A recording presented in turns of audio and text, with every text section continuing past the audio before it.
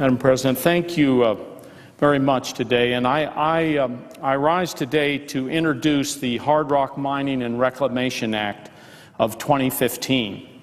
First, I want to thank Senator Heinrich, who will be here with me in a moment and be speaking, for working with me on this bill. He's a dedicated conservation senator from the West and really cares about this issue, and we've both been working together on this. I so much appreciate all of his hard work and his commitment to this important legislation.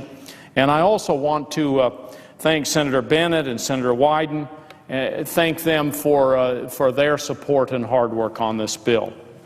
I'd also like to thank our New Mexico colleague, Congressman Ben Ray Lujan, for his efforts on the House side.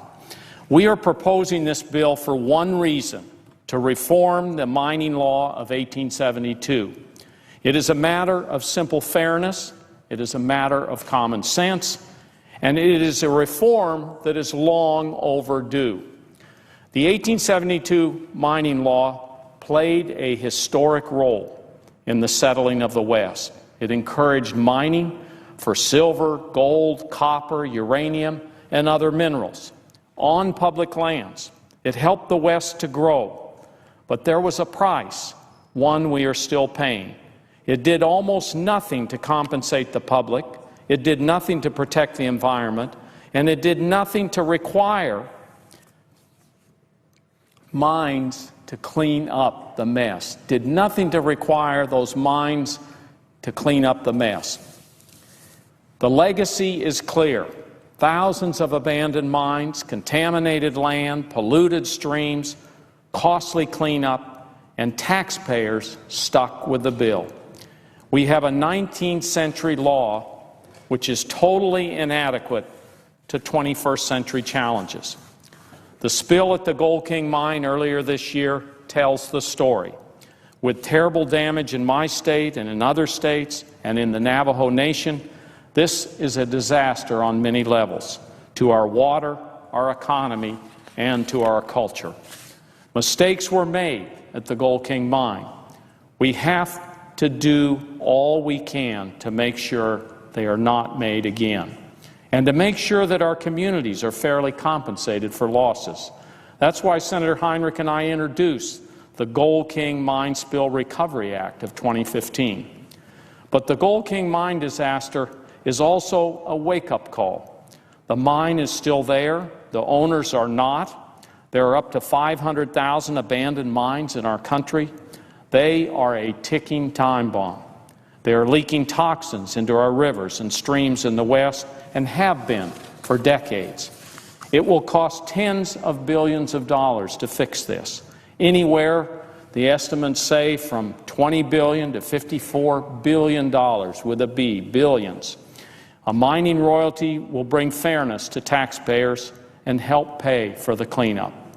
I've pushed for, and I will keep pushing for, mining reform, first in the House and now in the Senate, because I believe in a simple principle: the polluter pays. The polluter pays. But under current law, the mining companies do not pay, not for the minerals they take, not for the damages they have done. This cannot continue. They cannot continue to reap all the benefit and hundreds of millions of dollars while taxpayers continue to shoulder all the burden. This goes against every notion of simple fairness. Working Americans know this, middle-class families know this, both sides of the aisle know this. The 1872 mining law also basically gives away federal land. For $5, less than what a working American pays for lunch, mining companies can buy an acre of federal land if they discover a valuable mineral deposit. So there's no surprise here. Hard rock mining companies don't want reform. They've had a free ride for a long time. No wonder they want to keep it. But it is long past time for that ride to end.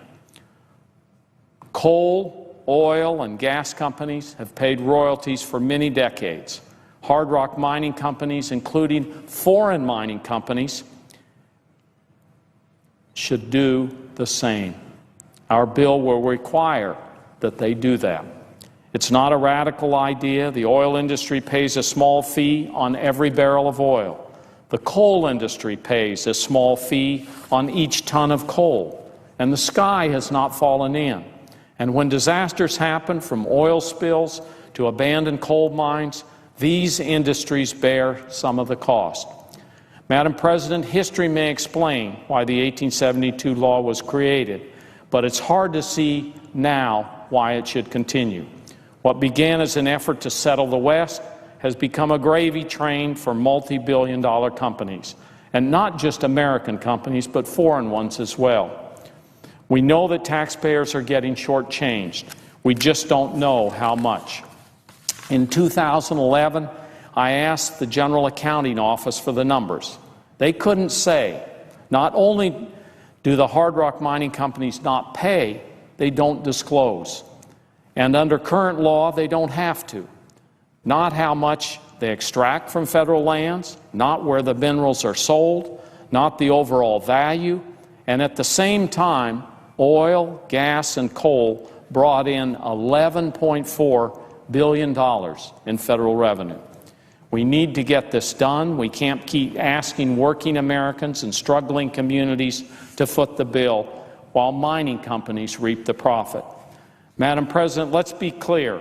The silver and gold on public lands are a natural resource. They belong to the American people. They should be an investment for public good, not a giveaway for private gain. After my father left office after 8 years as Secretary of Interior, he was asked what were his big regrets. And he said mining reform was his greatest unfinished business.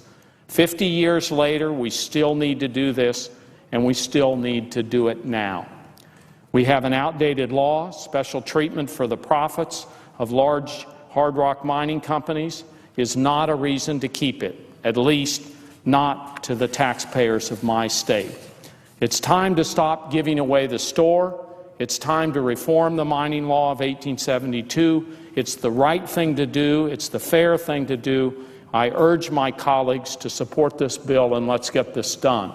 Now, I was just in a press conference with Senator Heinrich and Senator Bennett where we talked, and one of the questions that was asked was, how are you working at building bipartisan support, and is there bipartisan support? And I just wanted to say a word on that, because we have seen very solid bills pass here in Washington with bipartisan support. And one of the ones I just wanted to point out, in 2007 in the House, Nick Rahal had a mining reform bill.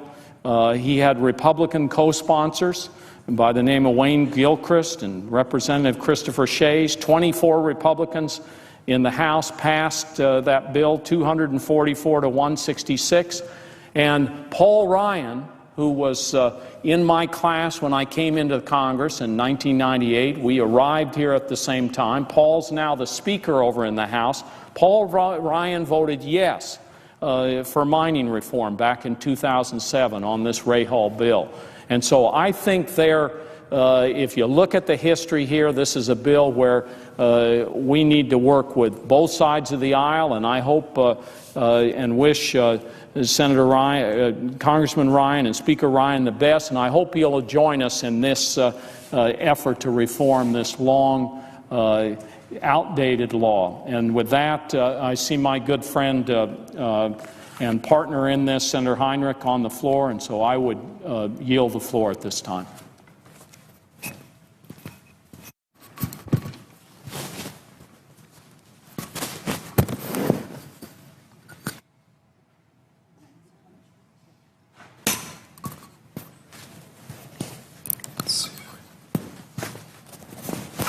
Madam President. The senator from New Mexico. Madam President, I want to begin by just thanking my colleague and the senior senator from New Mexico, Tom Udall, for the incredible leadership that he has shown on this issue. I know it's something near and dear to his heart and something he absolutely and truly cares about. We've had a good team working on this over the course of the last couple of months. Senator Michael Bennet of Colorado, has been a great contributor to this effort. Congressman Ben Ray Lujan of northern New Mexico has taken a leadership effort on this similar effort in the House. And today we are joined by Senator Ron Wyden of Oregon on this legislation as well. As many folks know, in August, a large plume of bright orange mine waste spilled into the Animas River, which leads into the San Juan, and polluted the Four Corners region from Colorado to New Mexico and through the Navajo Nation. If you take a look at this photo, which was shared with me by the President and the Vice President of the Navajo Nation, this is not what you want to see when you look at the river that you take your drinking water from, or the river that you use for irrigation, or the place that you go fishing or recreate and kayak on. This is not how our mountain streams in the Southwest are supposed to look. And I think visually this got the attention of people all around the country as to the scope and scale of this problem. Now, after the mine spill, I toured affected communities in New Mexico and the Navajo Nation. I met with impacted residents, including farmers in Aztec and Shiprock, San Juan County leaders, Navajo Nation President Russell Begay, Vice President Jonathan Nez, and Attorney General Ethel Branch. In the Southwest, Madam President, water is by far our most precious resource. So you can imagine the kind of impact that this disaster had on our communities. Now, my colleagues in the Environment and Public Works Committee and the Committee on Indian Affairs have now held hearings to investigate the Environmental Protection Agency's actions which led to this spill, and to seek to bring proper oversight to the agency's response. Last week, the Department of Interior released a report of its independent technical evaluation of the EPA's action. The evaluation found that the EPA did not properly appreciate the engineering complexity of trying to clean up the Gold King mine, and that it could, in fact, have prevented what you see here. So I share the anger and frustration that not only my colleagues, but more importantly, our constituents have expressed over this terrible accident. It is why Senator Udall and myself have introduced separate legislation specifically to make these communities whole. And we need to continue to demand that the EPA act with urgency to protect the health and the safety of the affected communities and to repair the damage inflicted on this watershed. That is our first and top priority. But we are doing a disservice to the American people by not also taking action to address the thousands of other similarly contaminated mining abandoned mines that literally litter the West and are leaking toxins into our watersheds, into the watersheds that provide drinking water and irrigation to our communities all across the West. There are estimates that 40% of Western watersheds have been polluted by toxic mining waste, and that reclaiming and cleaning up abandoned mines to make this right is going to cost tens of billions of dollars. This latest disaster was all too familiar for those of us from the Four Corners region and to many people around the West. Back in 1975, in an even larger accident than the Gold King blowout, a tailings pile near Silverton, Colorado spilled 50,000 tons of tailings laden with heavy metals into the Animas River watershed, the watershed that drains from Colorado into New Mexico, into the San Juan, and through the Navajo Nation in Arizona as well. In 1979, a breach dam at a uranium mill tailings disposal pond near Church Rock in New Mexico on the Navajo Nation sent more than 1,000 tons of solid radioactive waste and 93 million gallons of acidic liquid into the Rio Puerco. Disastrous blowouts and spills like these are easy to see. They get the media's attention. but the toxins leaking silently out of thousands of abandoned hard rock mines are doing even more damage to our watersheds each and every year. For decades before the spill, the Gold King mine actually leached water laced with heavy metals and sulfuric acid into Cement Creek, which is a tributary of the Animas. Over the last 10 years, an average of 200 gallons of highly polluted water each and every minute, or more than 100 million gallons per year, flowed out of this mine and into the Animas River via Cement Creek. The Gold King and other abandoned mines in the San Juan Mountains in southwestern Colorado continue to pollute the Animas and the San Juan watershed as we speak. Beyond the immediate cleanup of the Gold King spill, it's high time that we as a Congress overhaul our abandoned mine cleanup policies to make future disasters less likely and to address the thousands and thousands of abandoned mines that are polluting our watersheds. The Navajo Nation, which was perhaps most affected by the Gold King mine blowout, has more than 500 abandoned uranium mines. Last month, I met with officials at the Navajo Abandoned Mine Lands Reclamation and Uranium Mill Tailings Remediation Action Office and learned about their efforts to clean up these literally hundreds of sites. I visited a large uranium tailings disposal pile in Shiprock, in the town of Shiprock, that sits close to the San Juan River. If you look at the map here, this is the San Juan River. This is the community of Shiprock. We have the high school, the fairgrounds, the residential area, all around a permanent tailings disposal site, something that is going to require stewardship for literally hundreds, if not thousands of years. Melvin Yazzie, a senior reclamation specialist with the department, also took me through an abandoned uranium mine site in the Red Valley chapter of the Northern Navajo Nation.